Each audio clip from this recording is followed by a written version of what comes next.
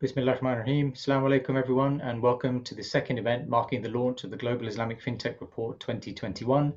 My name is Abdul Hasib Basid, co-founder and principal at Ellipsis and a co-author of the report, and I'll be your moderator for this session. Today's session is entitled Islamic Fintech Development Across Fintechs, Banks and Technology Providers. I'm delighted to have a really esteemed panel with us today. Before I introduce the panelists, if you haven't had a chance to review the Global Islamic Fintech Report, I encourage you to do so. The report is available to download from Salam Gateway, and you will find it in the special coverage section on Islamic Fintech. A special thanks goes out to our strategic partners without whom the report would not have been possible. That's Malaysia Digital Economy Corporation, Qatar Financial Centre Authority, Architect, DDCAP Group, New World Group, and Tayyib Islamic Digital Bank. It's my pleasure to introduce our panelists today. We have with us today Dr. Dalal Asuli, Assistant Professor of Islamic Finance at Hamad bin Khalifa University in Doha, Orkes Balticek, CTO of Architect based at Istanbul, Shakib Saklain, CEO of IslamicMarkets.com, now based in Kuala Lumpur, Nizamuddin, OBE, Chief Strategy Officer at Algebra based here in London.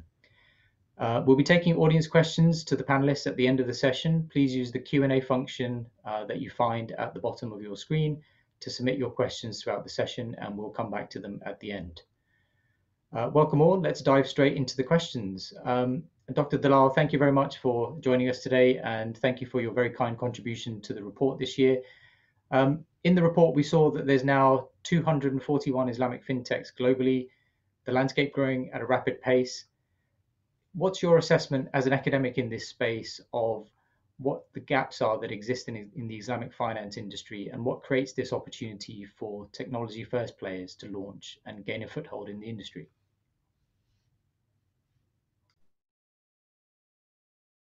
I think you're on mute, Dr. Dalal.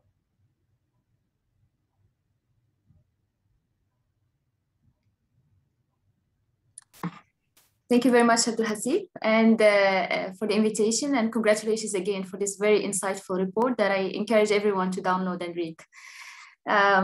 Effectively, I mean, looking at the fintech market, the global landscape as highlighted in the report, there have been significant achievements for the past years, and we've seen that a number of fintechs were launched. There are also a number of developments in the regulatory frameworks, but also in the infrastructure in various countries.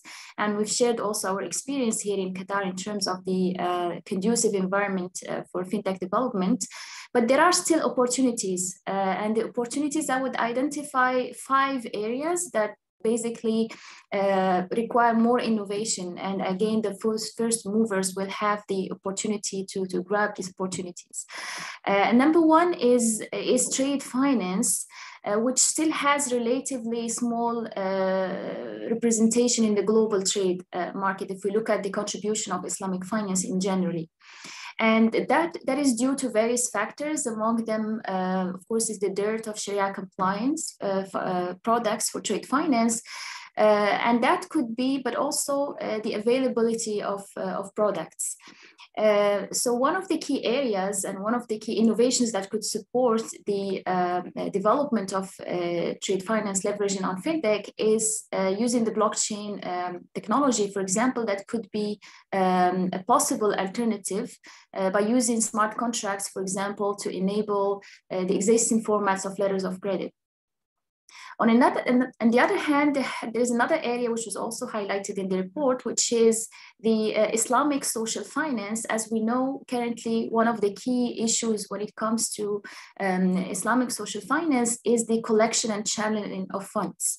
And we believe that with the implementation of, again, some of the technologies like fintech or using blockchain, smart contracts, etc., will help, again, direct the payments of all the charitable donations and the funds from the institutions of zakat, awqaf, sadaqah, etc., through bank accounts or mobile payments, for example, which will also have implications on financial inclusion.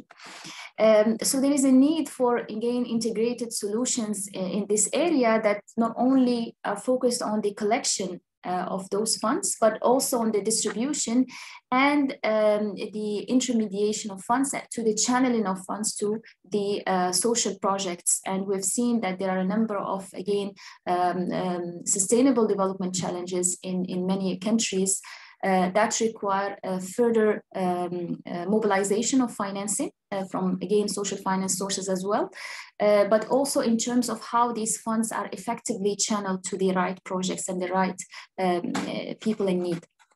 Another area that was also highlighted is the takaful market, which is still highly underdeveloped and highly underdeveloped segment in the industry related to the other segments. And we believe that also the use of fintech or promoting fintech-based solutions could also scale up these segments while providing protections to also some of the unbanked populations as well.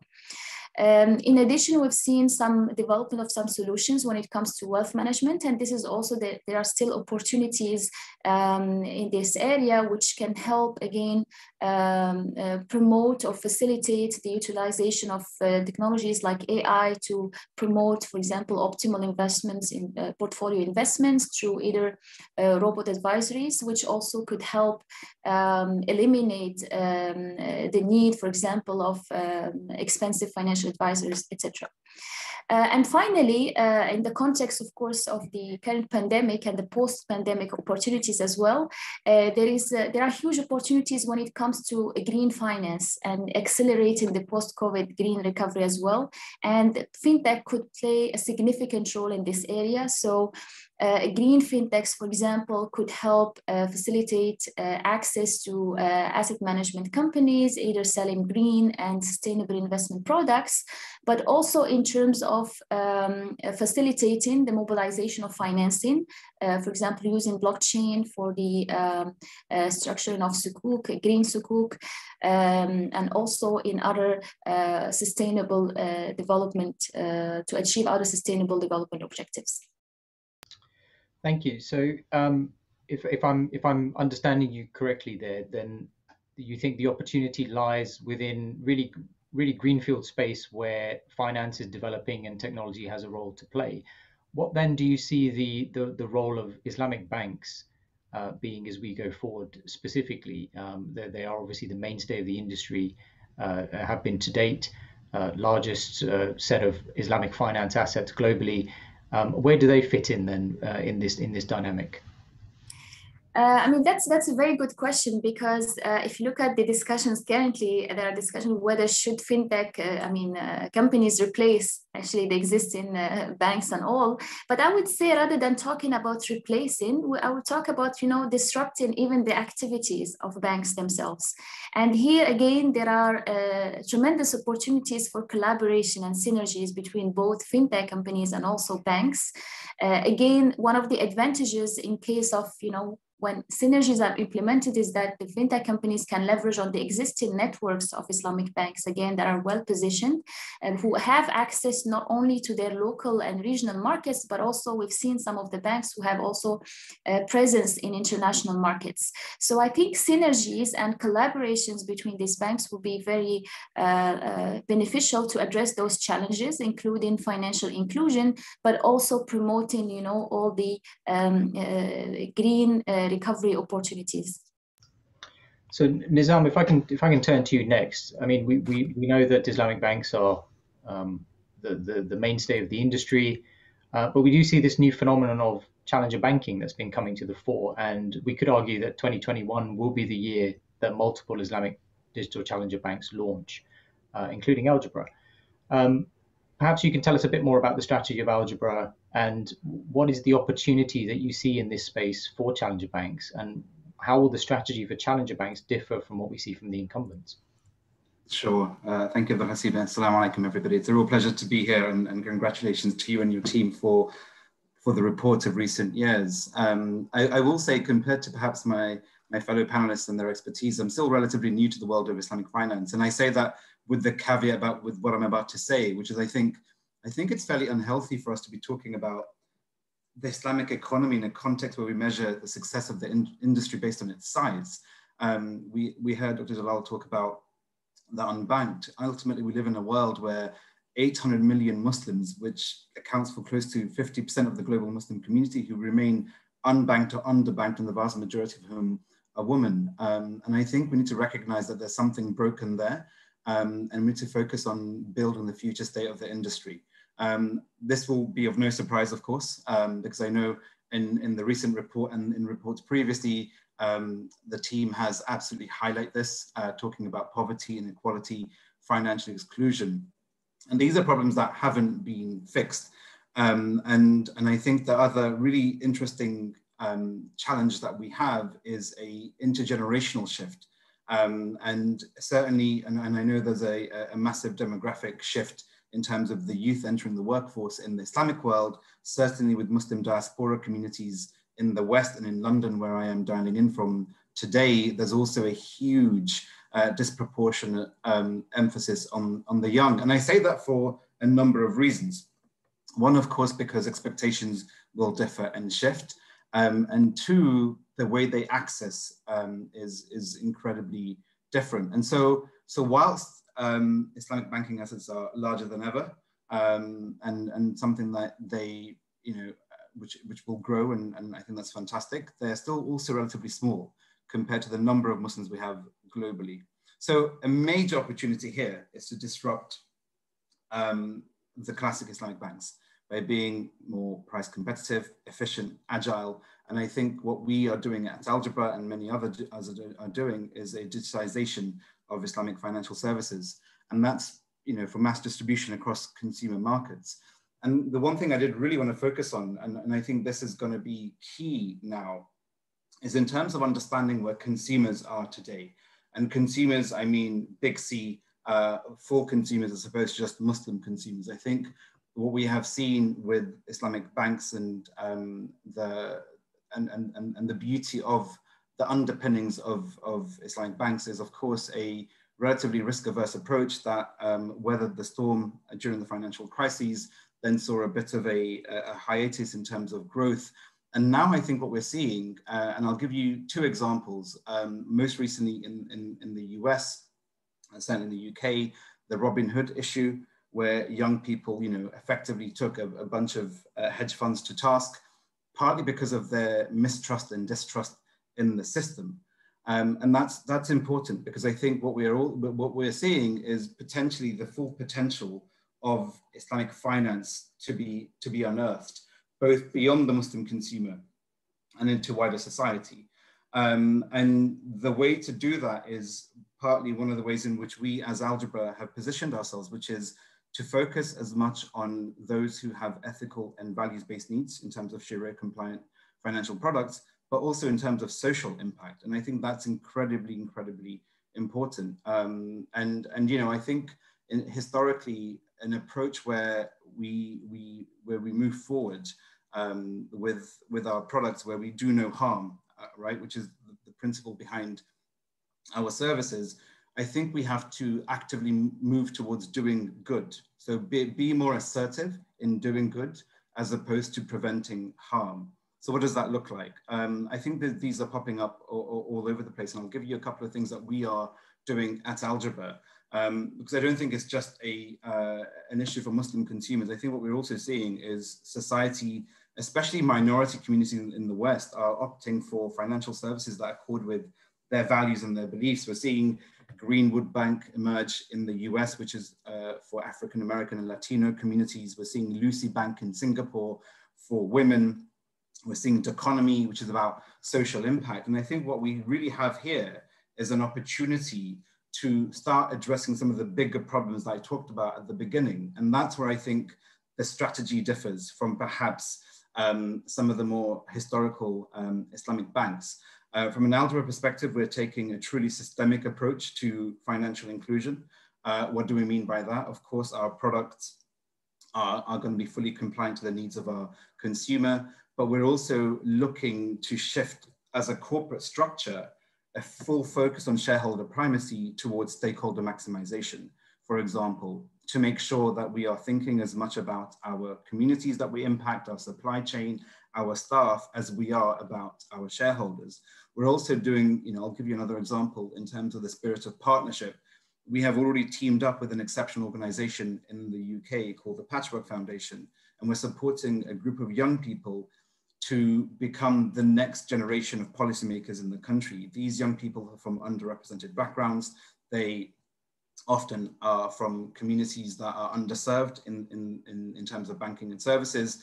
And by engaging them, what we're doing is not only serving their needs and serving the needs of their banking needs, we're also actually investing in a generation that we hope will challenge the policy environment to be more inclusive and to challenge some of the factors that cause exclusion. And one last example I'll give you one of the things that we are doing as Algebra is understanding actually why is it that we have illiteracy within communities. And so whilst Algebra's vision is truly global, we are a UK headquartered and UK based entity, and our focus initially will be on the UK. And so from a UK consumer perspective, certainly within the Muslim communities in the UK, what we see is a huge illiteracy of financial services.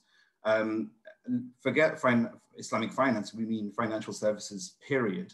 And so part of doing literacy work is a pillar of what we're doing, but equally actually the people sharing information about finance is important. And so working with journalists, so taking a really creative, truly 360 approach, we're working with journalists to challenge them on some of the biases that come through their reporting about things like Islamic finance, which we see all too often, where you get exceptionalized and put into a corner, when in reality, what you're trying to do is to be included as part of a much broader banking system. And so I think, to summarize, I think what we have to be able to do is to be able to measure success in a much more assertive way in terms of what we consider to be success of Islamic finance. I think the fact that we still have 800 million unbanked or underbanked is something that we all should be thinking about every day in terms of what we're trying to achieve.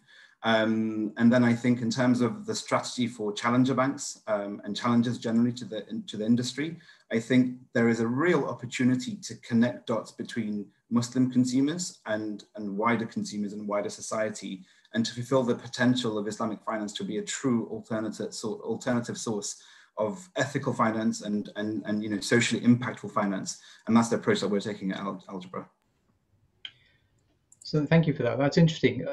In both of those first responses, I think what's coming to the fore is that essentially there are areas of Islamic finance generally that banks are not serving, whether that's forward-thinking views around the green economy, around recovery out of COVID and the opportunities that presents, and also areas of underservice within the Muslim community generally that maybe challengers have an opportunity to address with less competition.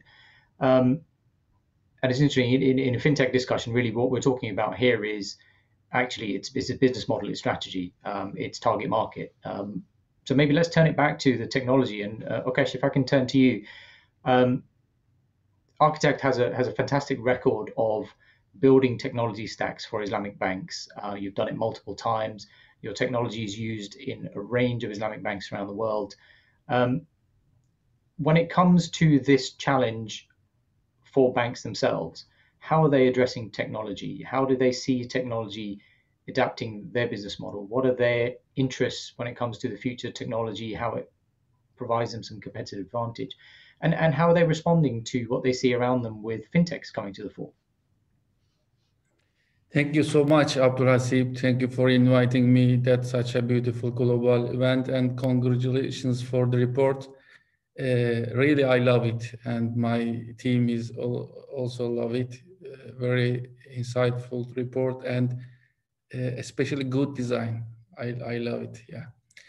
Before starting, let me introduce myself very shortly. My name is Ökkeş Emin Balçiçek. Currently, I am the CTO of the Architect, which is one of the key technology providers for the global finance sector.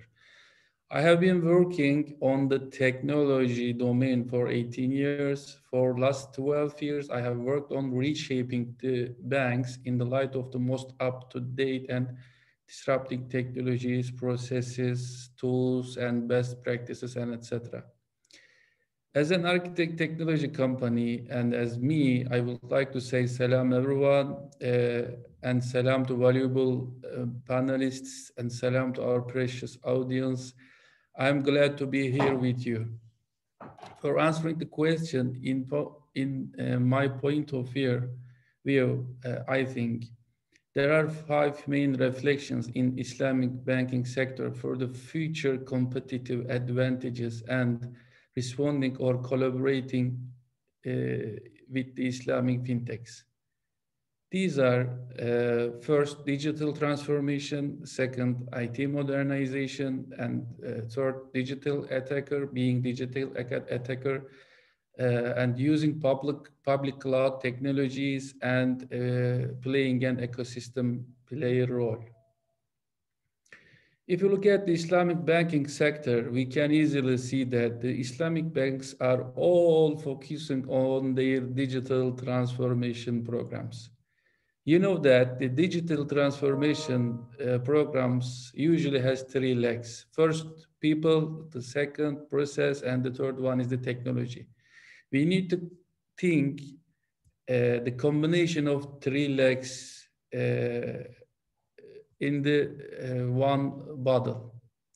So they are running big digital transformation program by considering these 3 crucial particular topics. Most of them has created their digital transformation roadmap and already started to run. In the digital transformation umbrella, they are trying to create innovative products, well-designed, excellent processes, and highly skilled digital talents, and creating excellent services. For example, in Turkey, all banks are launching their digital customer onboarding mobile services nowadays, and which gives opportunity to become a customer without coming to branch. So it's easy to be a customer remotely. In addition to this service, some of the Islamic banks have launched their chatbots for providing information about their products and services. Besides, these chatbots are being bank customers on the mobile branch to complete their transactions easily. Thus, it helps to digitalization of the bank customer for the future, for the now to the future, because chatbots are learning continuously, progressively. So it is a baseline investment, and it will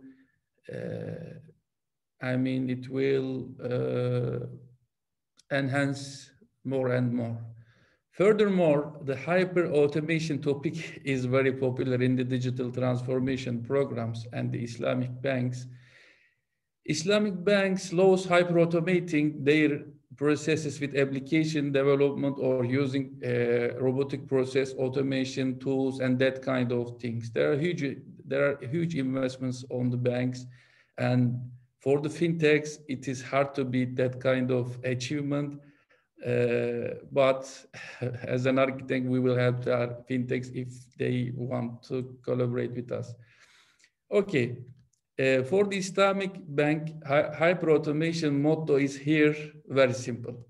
If computer can do it, let him do it. If computer cannot do it, first teach to him and let him do it. So it is a very hard competition in the Islamic banks departments to automate their processes by using that kind of digital infrastructure, applications, and platforms.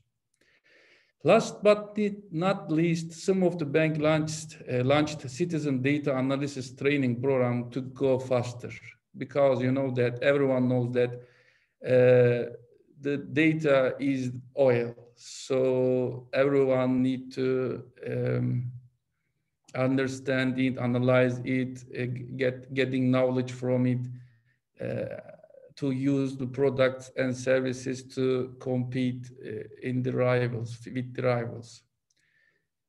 For example, for the digital transformation bank, Abu Dhabi Islamic Bank, we heard about that, has embarked on a progressive digital transformation that includes the Simple Lab, through which the bank has launched several initiatives, Sharia's complete digital products, like Express Finance via the mobile app, which provides instant access to personal finance in 30 minutes.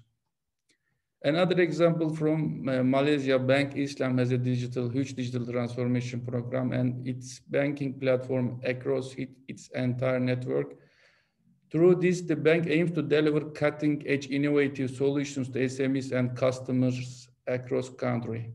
And from Turkey, Kuwait Turk has also a very comprehensive digital transformation program, especially in focusing for their processes and people to reach highly skilled digital talents, because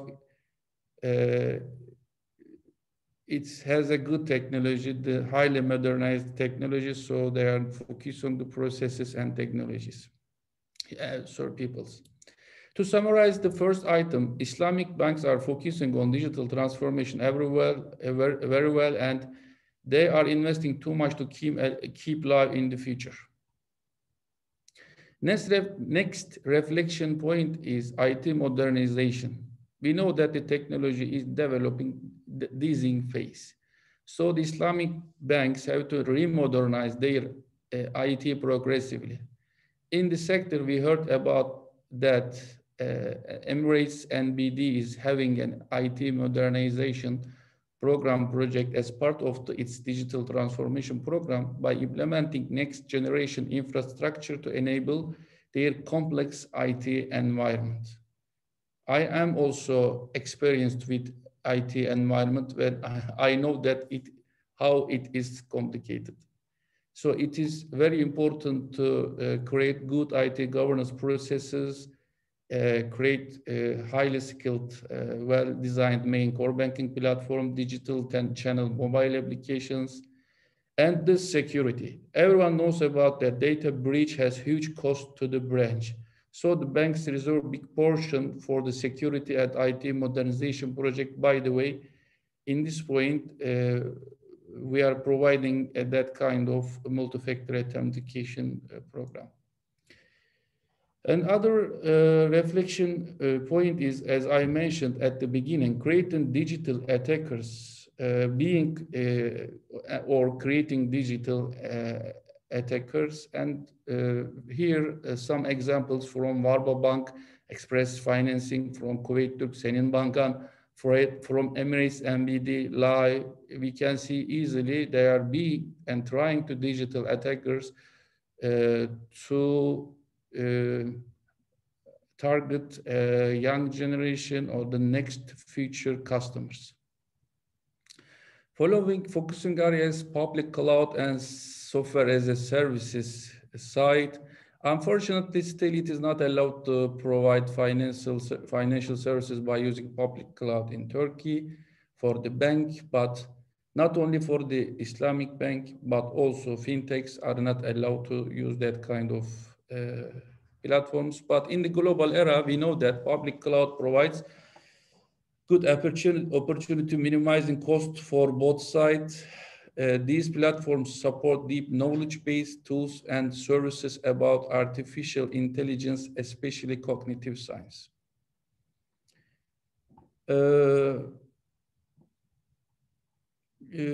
Yes, the last reflection point which I mentioned is ecosystem playing an ecosystem role in the sector.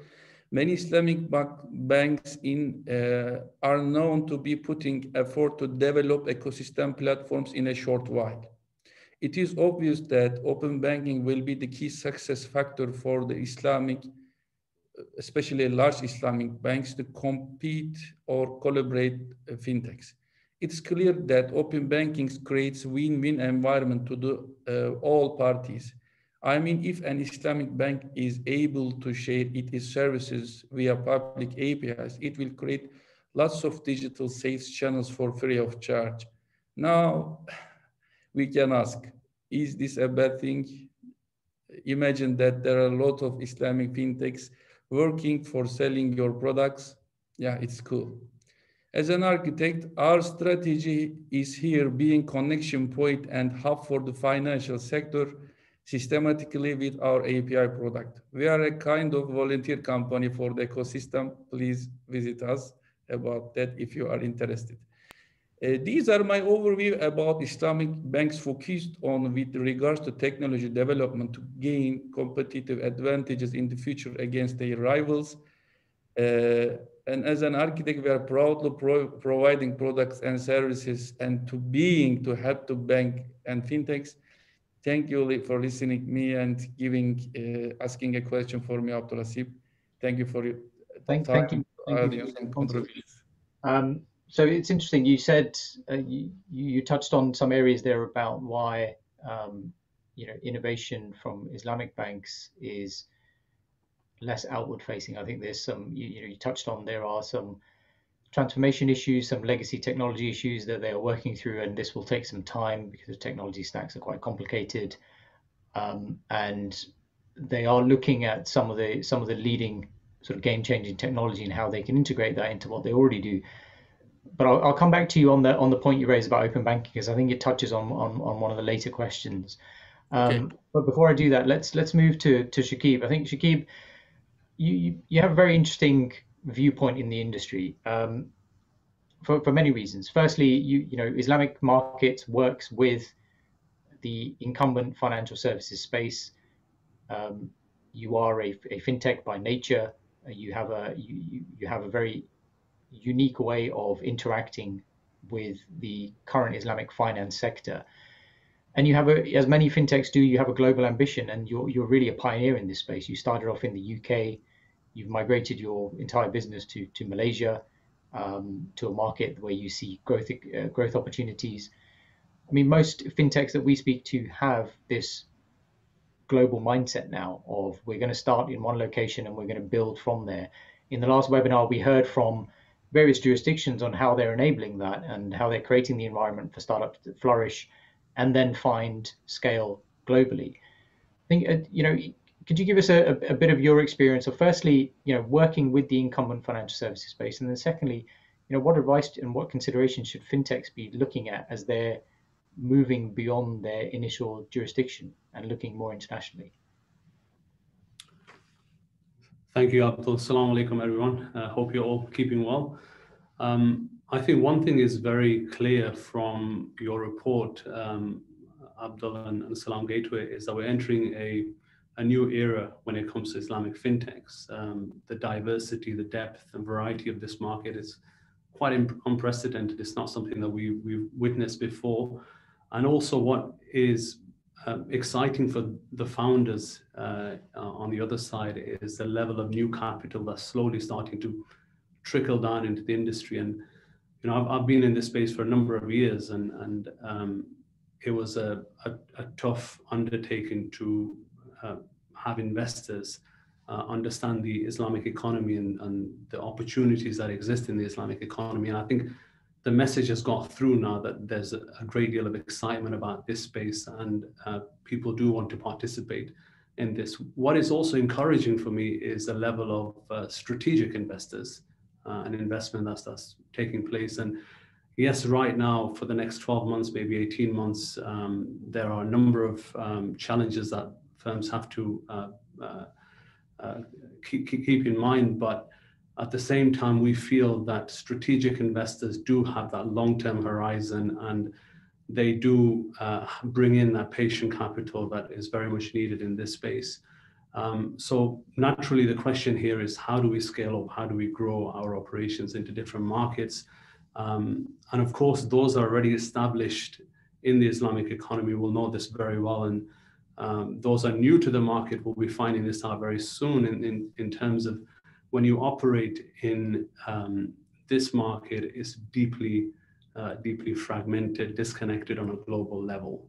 And I don't think you can place necessarily all of that at the door of some of the challenges that fintech players and entrepreneurs face on the ground. On a macro level, there's a number of challenges as well. So For example, if you consider IDB member countries, the trade and commerce between these member countries intra-trade is around 20% between IDB member countries. And you compare that to EU member countries, you're seeing around 80% trade between EU member countries. And that's again due to the fact that we have so many barriers between commerce and trade and connection between these markets that really it's a policy maker level issue. And one of the things that we at Islamic Markets have been doing over the recent months in particular is how can we bring together the regulators and give them insights into some of the challenges that are faced by some of the up and coming players on the ground, and get them to address some of those challenges as well. Because I think, yes, on the ground level, there's certain things we can address, but ultimately there are regulator level and policymaker level issues that we all need to work together on. And in terms of our advice and guidance that we would pass on to any new firms that are operating and entering this market, it is increasingly becoming the financial economy and the real economy, the lines between this market are increasingly blurring, and there are opportunities for partnerships within this market. And what I would add is that the template for this is very much clear when you look at the conventional space in terms of how conventional fintech firms are partnering not just with the conventional banks, but they're also partnering with the e-commerce players and e-commerce giants. And I think that's an opportunity that we within the Islamic finance space really have. And a couple of examples of this in the conventional space that we could apply here is, one is the collaboration between Stripe and Shopify. How, for example, for the first time, as any SME that is on Shopify can open up banking accounts and also get return and investment directly from Shopify rather than going into branches, opening up millions of SMEs to banking services and products for the first time. And then you have another example in terms of Goldman Sachs and Apple, how they have partnered to offer financial products. So I think there are opportunities there for us to tap into, and Islamic banks, from the conversations that we've had, are certainly waking up to those opportunities. It's been relatively slow going, and I think some of that's understandable, mainly because when we kicked off this whole evolution and development of the fintech industry, the language that we were using was very much, we're creating challenger banks, and we're building something on a burning platform. And naturally, you can understand why many of the banks would actually see that as a threat. But I think many of them are also now starting to come around to the idea that there's a lot to be gained in terms of working together and having a collaborative impact. So that's one of the things that we are hearing over and over again in our conversations. You make a really interesting point that the narrative in this space a few years ago was, and very much in the conventional fintech space was, are fintechs going to eat the bank's lunch? And it's been proven that this is not a binary outcome. We need banks, we need challengers as well, and we need and fintechs in that space to address some of the challenges that you've all raised. You started to also touch on some themes around sort of embedded finance, and Okesh mentioned open banking as a mechanism for sort of collaboration. And Okesh, I want to come back to one of your earlier points about the banks themselves being part of the ecosystem now, and whether as funders, partners, acquirers of fintechs. And I want to put a question to all of you and get your feedback on this point. Fintechs, can they really reach scale in Islamic finance without participating with banks? Where do you see that collaboration happening? Is it through these modes of embedded finance that she keeps talking about? Okesh, what role does open finance have to play? And generally, how do you see yourselves working with the incumbent sector?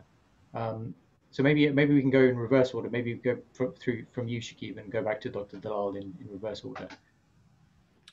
Yeah, so just to add maybe a couple of points to that, and one is that I really believe that there's an incredible opportunity when it comes to open banking, and this is something that a couple of your panel members just touched on, and it potentially democratizes the way we access services and the way we can also plug in the ecosystem that we have on the one hand and the banking services that we have on the other side. One of the big challenges that we see that Islamic banks are facing is that they've always faced a distribution challenge, from inception basically, and in many cases in some of the core markets like Malaysia and UAE and some of the other markets, the regulators have been very hands-on in terms of supporting this industry.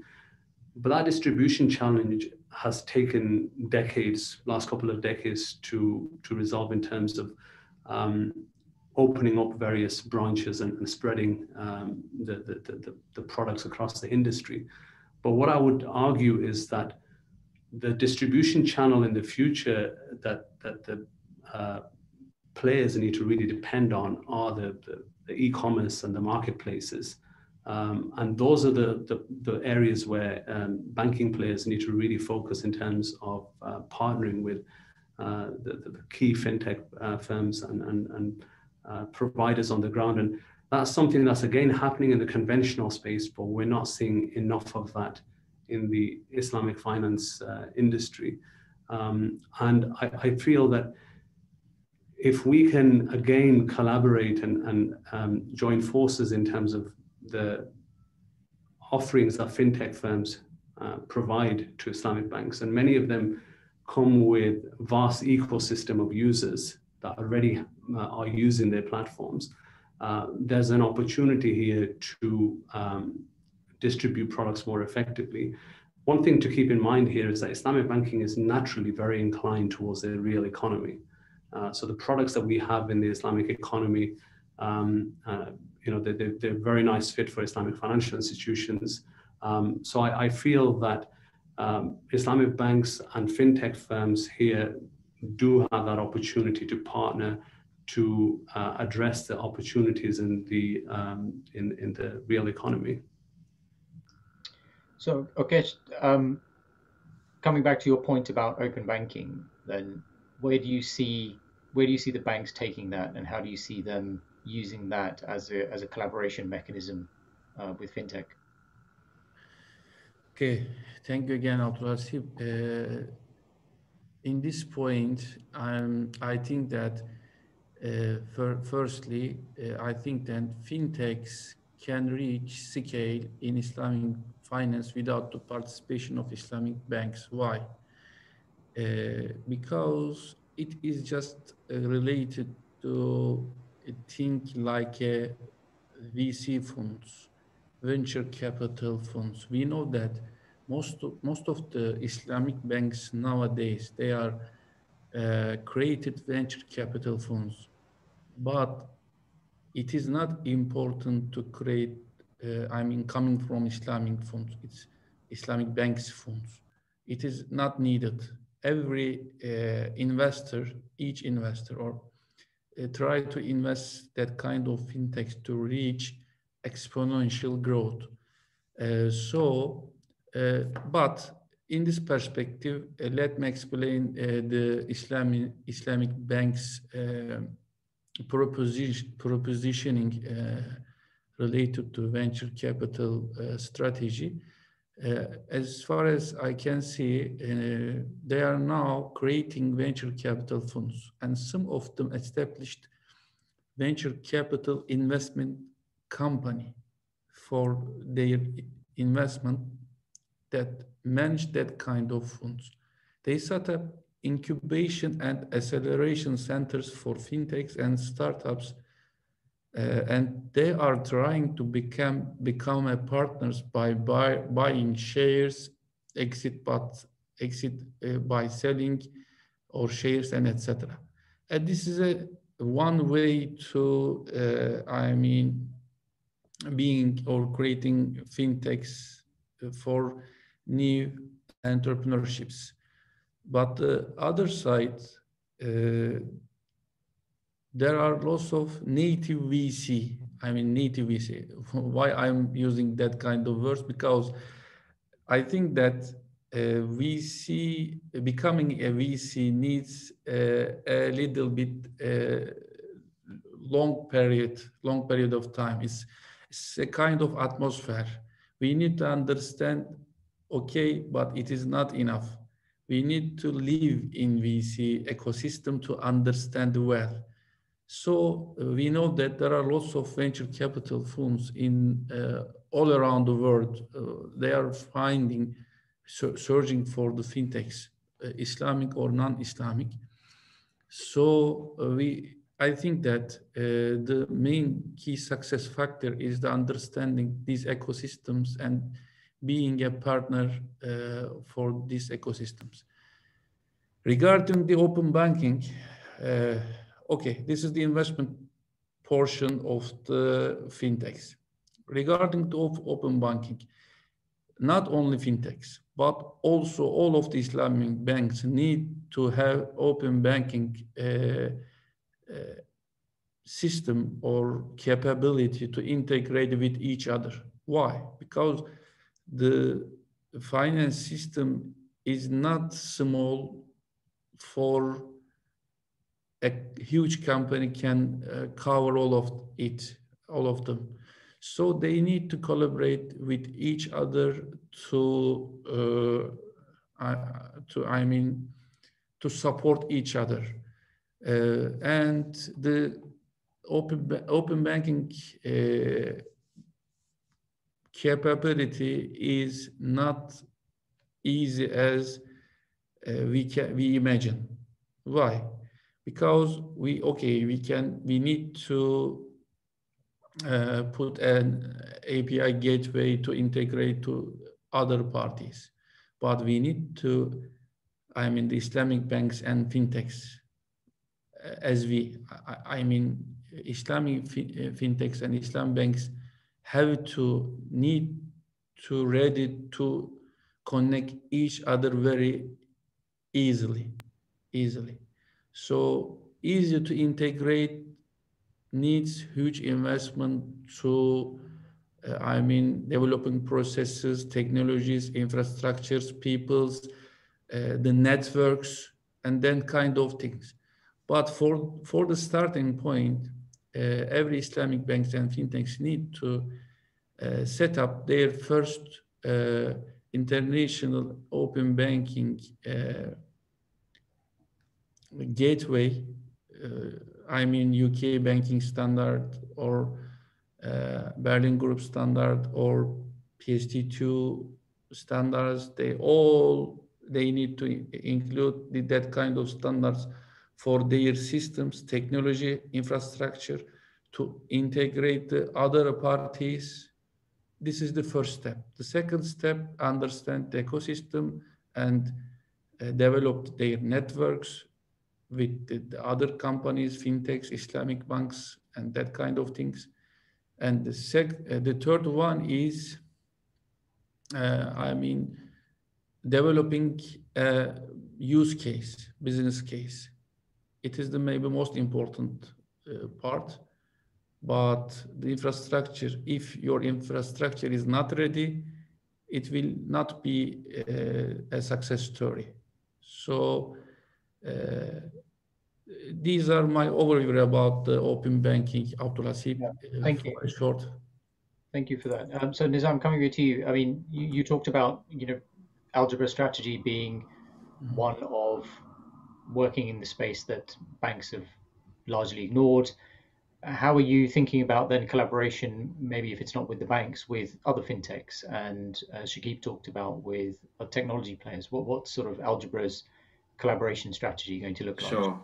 Very conscious of time, Abdulhasib, so I'll try and be as brief as I can. I think firstly, the most important thing to note is the industry has been built of the success of the Islamic banks, and I think for that, huge congratulations and respect has to be merited. We have a strong foundation to work from, but as you say, there are gaps that fintechs like ours will come in and disrupt, and rightly so.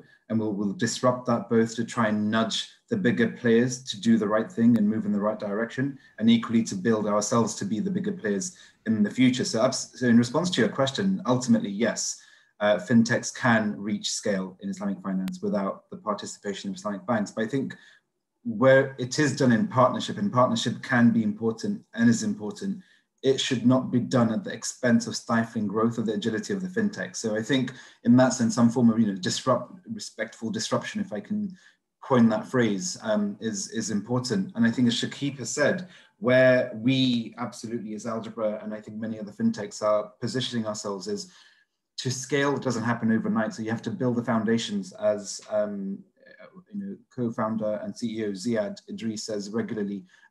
We are building the foundations of multiple story building here at Algebra. So thinking that early on becomes important. And so opportunities within the ecosystem of e-commerce and telecoms are absolutely correct, both within developed and mature markets. Like, well, I say developed markets, actually, I think what we see is telecom saturation is higher in some developing nations than they are in say, the West, for example.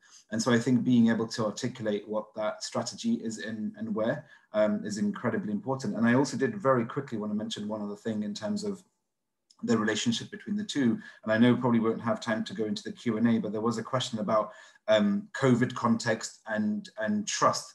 And I think what's really important here between the banks is, in a COVID context, and the question, Abdul Hasib, and forgive me if I've jumped the gun here, the question was asking about trust in institutions in a COVID context. And I think what we've certainly seen is a potential increase in mistrust in large institutions, because what COVID has done across the world is shone a spotlight on existing inequalities and fault lines in society. And unfortunately, certainly within the city that I'm living in, it's often ethnic minorities, Muslim communities who have been most affected, both from a health perspective, but also economically. And so I think the need to have a next generation of individuals, and I think that's important. I'm really privileged to be part of an organization where we have a CEO and co-founder who's from Magic Circle, legal firm with an exceptional background in doing deals within compliance and regulation, and a CEO and co-founder who's built a merchant bank with $2.5 billion assets under management. And then myself coming in from a social impact background to build this team, which we hope has the credibility and the experience and the competence to challenge large institutions. And I think that next generation piece is incredibly important here, because I think that is also quite a big shift, actually, in terms of a difference between us. And so I think partnership is important. I think partnership is crucial, but at the end of the day, I think there's enough out there in terms of opportunity, especially where those ecosystems haven't been connected, especially around e-commerce and telecoms, as Shakib has said, where fintechs can probably scale without an Islamic bank. Thank you, and thank you for so expertly weaving one of the Q&A questions into your response as well to brought us back on time. So maybe finally, if I can turn to you, Dr. Dalal, on this question about collaboration within the industry and how fintechs can scale. And perhaps I can do the same and weave a question in from Dawood. Thank you, Dawood, for the question. Many Islamic banks are subsidiaries of conventional banks, and therefore it's difficult for them to break free strategically. Do the standalone Islamic finance institutions have sufficient clout to be disruptive? Do they need to be part of a bigger group? And how does Islamic finance take the lead on disruption and innovation if it's not through fintechs? So perhaps Dr. Dalal, you could sort of give us your thoughts on those questions. Very good questions. Thank you, Dawood. I think the starting point is to look at the market demand and also all the international global development. So we live in a very fast changing world with a lot of disruptions. We spoke about the Sustainable Development Agenda, we spoke about the climate change challenges, and now the post-COVID-19 recovery. And then on the other hand, we have a generation of millennials that needs fast services, easy to access, cost effective, but also digitalized. So we're not looking anymore at the traditional way of financial intermediation. So we all agree that financial intermediation needs to be revisited in the light of all of these developments. Now, how can banks do this? Definitely alone, it is challenging. It takes more time. So 3 key enabling factors for that is collaboration with fintech companies, impact, because again, we have an aware customer and investor base that cares about also social and environmental impact, and also innovate. So innovation, collaboration, and impact are the key enabling factors to, again, scale up the activities of Islamic banks. And we've seen this starting already. We've seen the number of initiatives that look into, now we're talking about value-based intermediation. So banks are asked now to demonstrate how they embed social and environmental objectives in their business activities. And this is where actually the collaboration with fintechs could support these objectives. So it's a win-win situation rather than talking about competing between both. So on one hand, the partnership with fintechs will allow Islamic banks to innovate, to develop new products, to enhance the customer experience. And on the other hand, for fintechs, it will help them scale up their activities relatively fast by leveraging on the existing networks of Islamic Bank. And I do believe that Islamic banks, yes, on a standalone, they can actually scale up their activities, enhance their customer experience, but again, taking into consideration all of these aspects, including, of course, innovating with new products that have impact, and therefore they have the potential to target not only the traditional Islamic investors, but also the very growing socially responsible investor base. And also by partnering with, again, fintechs in enhancing, again, the customer experience with innovative services. Today we have needs, for example, for new services with regards to remittances, all the AML, KYC issues, bank transfers. Again, we've seen some of these collaborations in conventional banking. We're talking now, of course, about also challenger banking, and we've seen collaborations between traditional banks and neobanks. These are good examples that we could actually leverage on for any developments in the Islamic financial industry.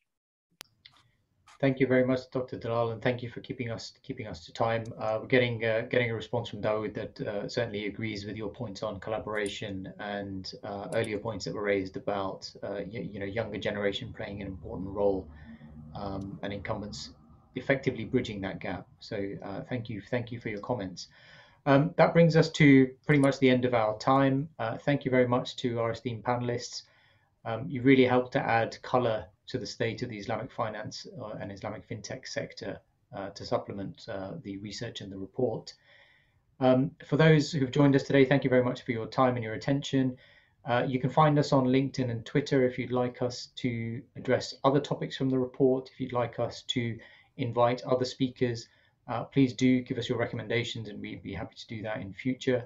Again, please do download the report from Salam Gateway and to have a read, and look out for more events coming up related to the report after Ramadan. Thank you very much, everyone, and Assalamu alaikum. Alaikum salam.